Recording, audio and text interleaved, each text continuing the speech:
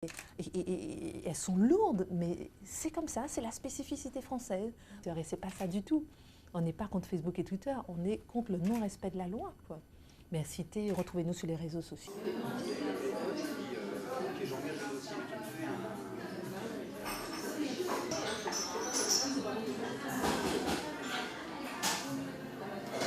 Le CSA n'a pas pris de décision, le CSA a juste renvoyé cette chaîne à un décret de 92, qui est une loi qui existe depuis près de 20 ans et qui rappelle les principes de la publicité clandestine.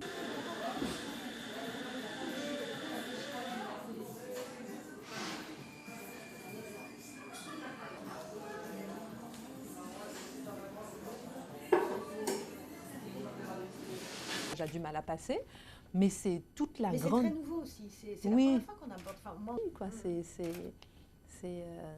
Par contre, vous ne voulez pas dire quelle chaîne... On n'est pas aux États-Unis où, aux États-Unis, on achète des fréquences pour avoir une chaîne télé et ensuite, on fait quasiment ce qu'on veut sur sa chaîne. En France, on n'achète pas de fréquences pour avoir une chaîne télé, on demande la fréquence et en échange de l'avoir gratuitement, on a des règles à respecter.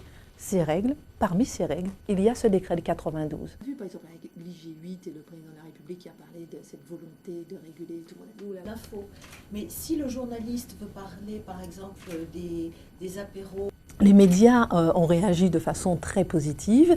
Les radios ont été un peu étonnées puisque ce sont les radios surtout qui faisaient ces renvois.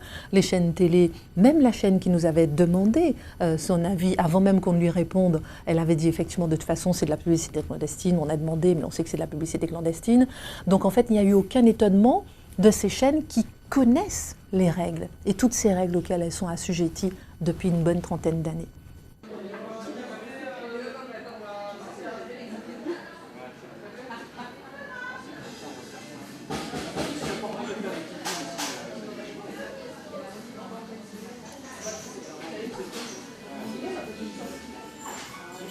L'adresse internet, leur site internet et leur site Facebook, Twitter. Est-ce que ça,